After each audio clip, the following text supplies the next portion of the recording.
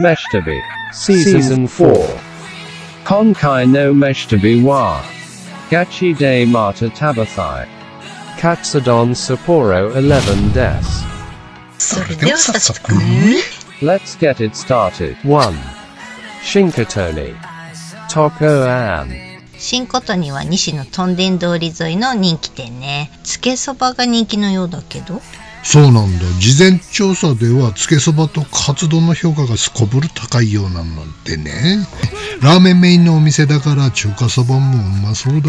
カツカレー丼もあるしね。あっぶな。カツカレーよく我慢したね。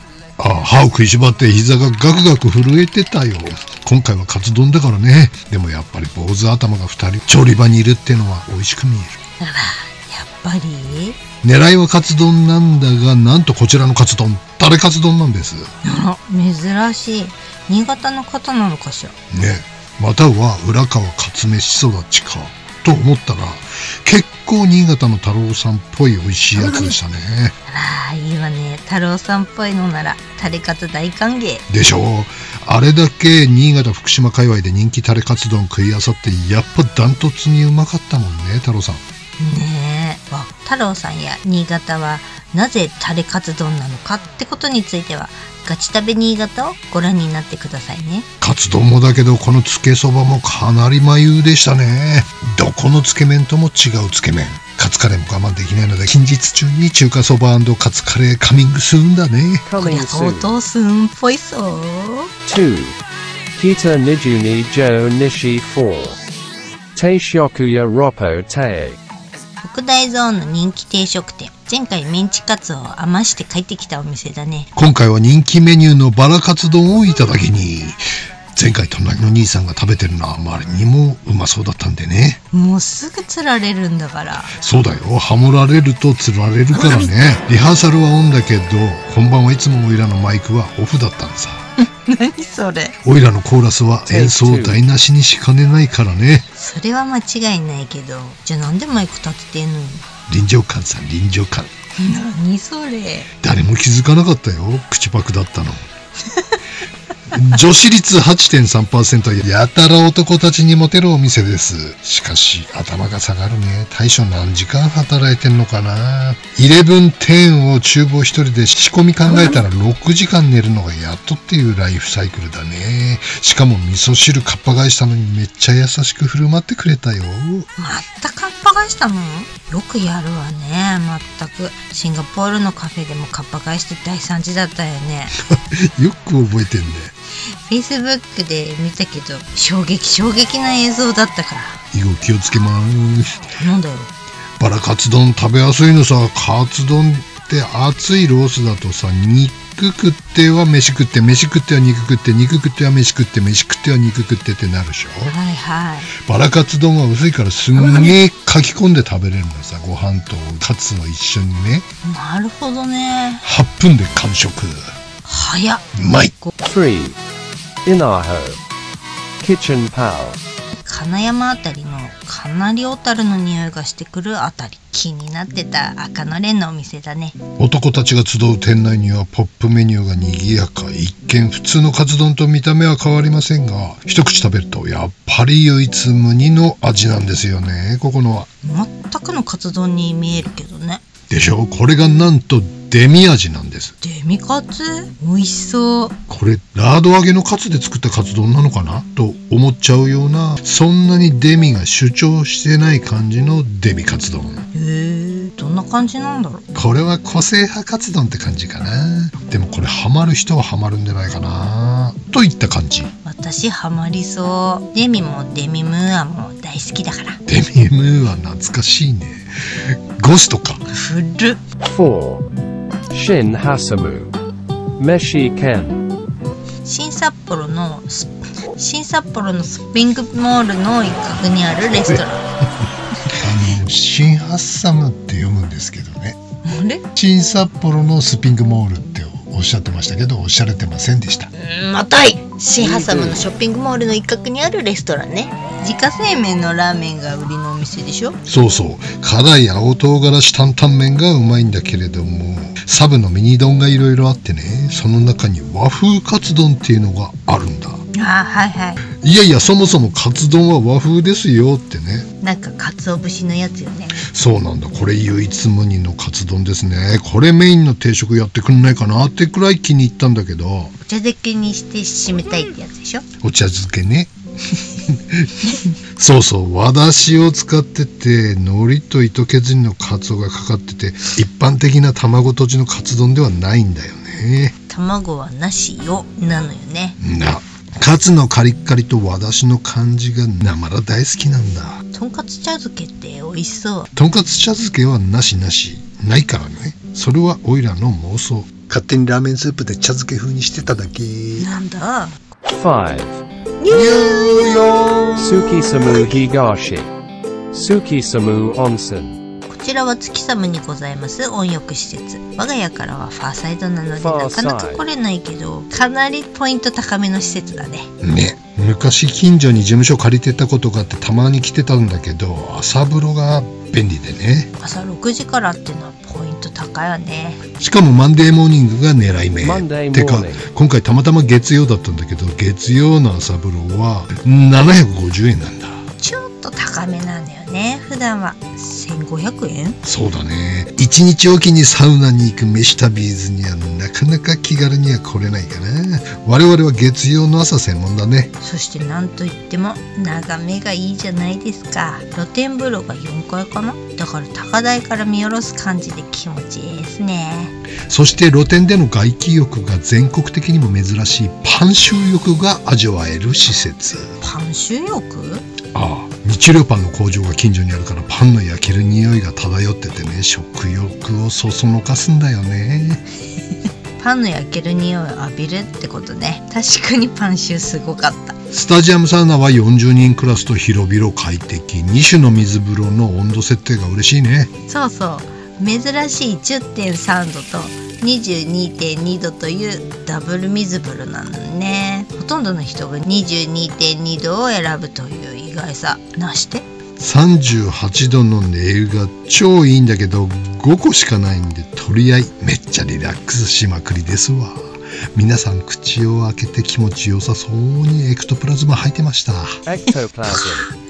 また月曜の朝は早起きしてパン臭浴だね。だ。 6. Today's Katsujujo Higashi 4. Toko An。 あら、さっき見たわよ、このお店。ワンのお店でしょ。そうなんです。だけどこちらは東区にある1号店の方。ああ、はいはい、そういうことか。Today's カツカレーにカレーカツ丼入れたかったんだけどね、北海道にはないんだよね、カレーカツ丼やってるお店が。富士そばにはあるんだけどね。確か函館のトンキで昔食べたわよね。はいはい、よく覚えてるね。あれも今はなくなっちゃったみたいなんだよね。そうなの？カレーカツ丼ご存知の方いらっしゃいましたら教えてくださいね。カツカレー丼じゃなくってカレーカツ丼ですね。ややこしい。カレー味のカツ丼ってことね。だ。ほんでもってこちらのカツカレー丼、下手なカレー屋よりうまいって書いてるパイセンがいてね、いても立ってもいられなかったんさ。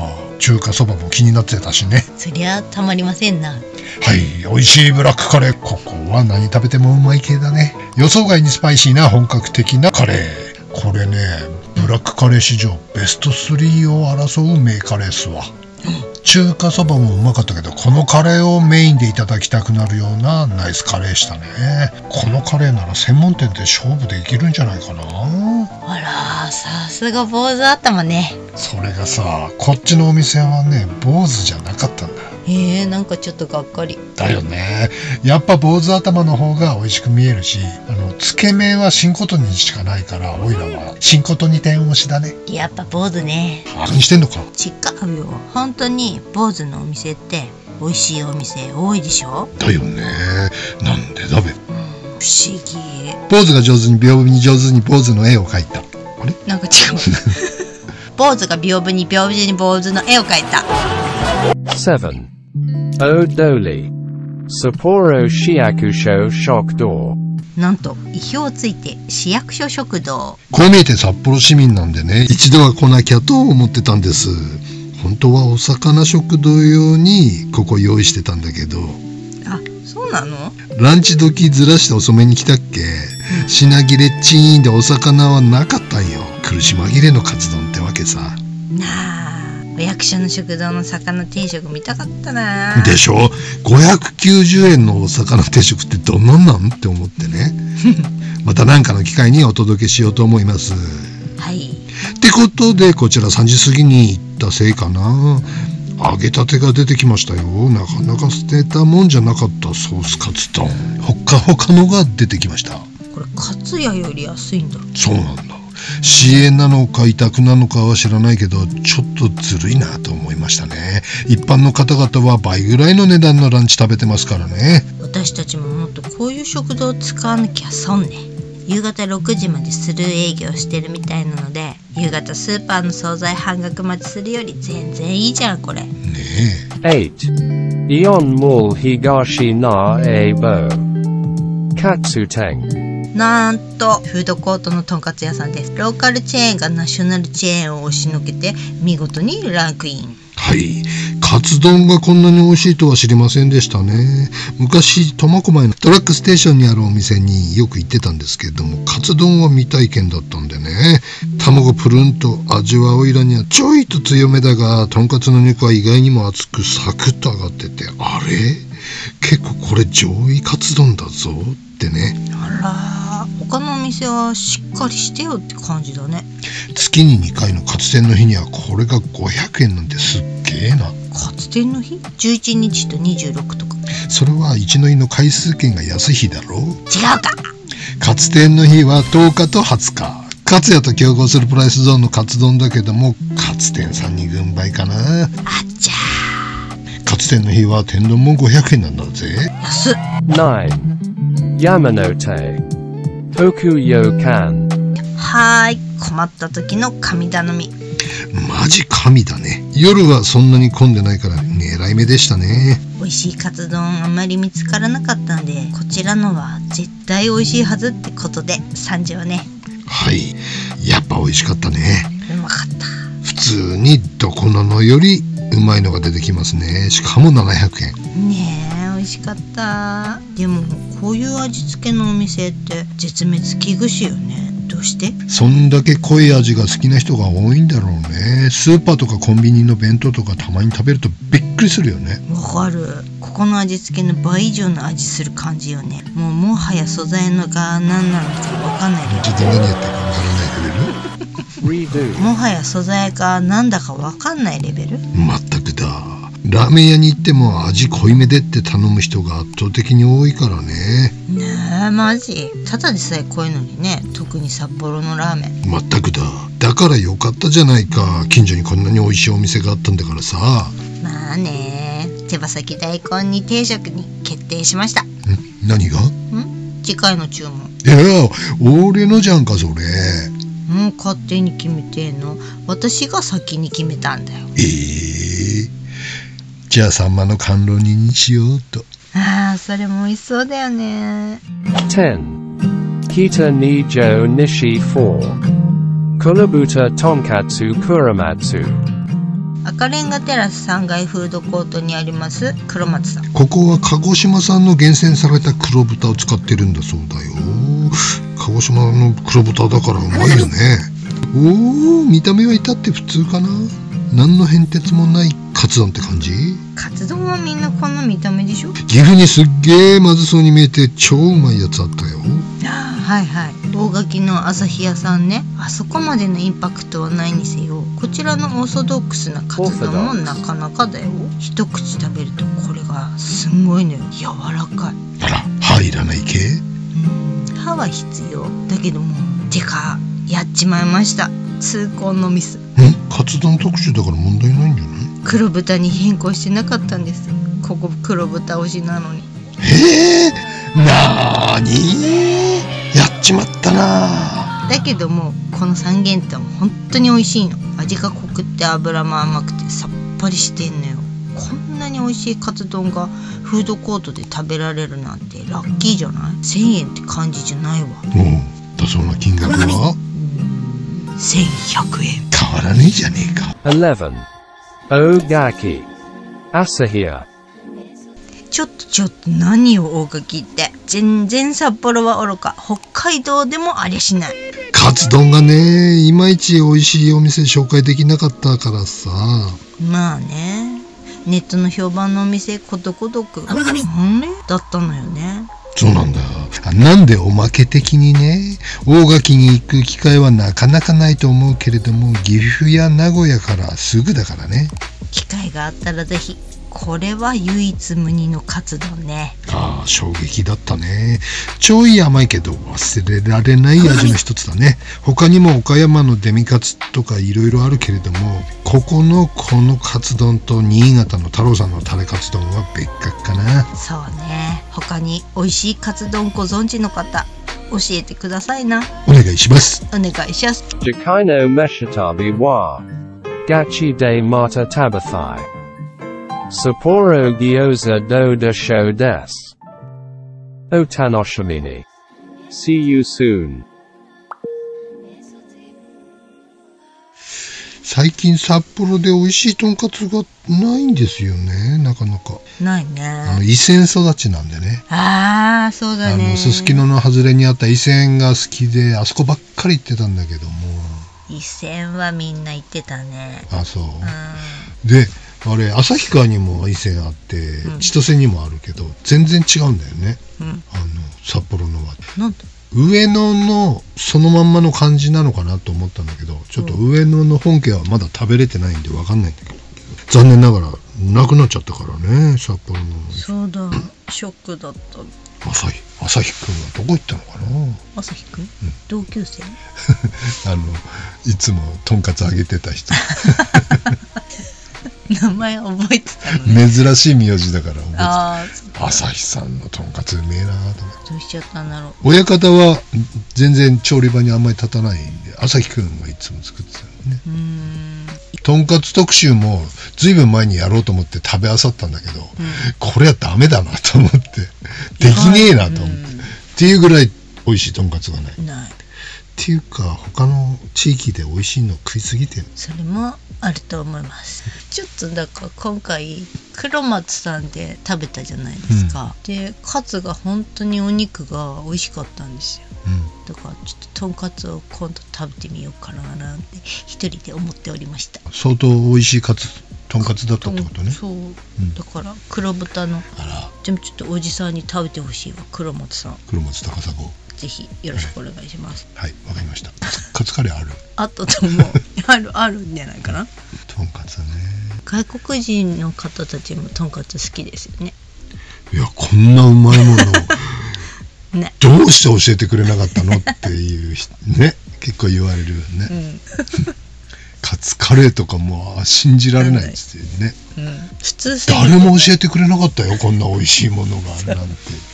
だって普通にあるからって、特別じゃないよって。絶対カツカレー来ると思って、ちょっと野望がありましたよね。20年ぐらい前にね。そうですね、海外にカツカレー屋を展開するっていう、そうですね、カレーへの執着はすごいですね。やりに行ったのに何もしないで帰ってきたっていうやっていけばよかったね。そうなのかな。まあどうなのかね。やってたらどうなってたのかなね、わかんないね。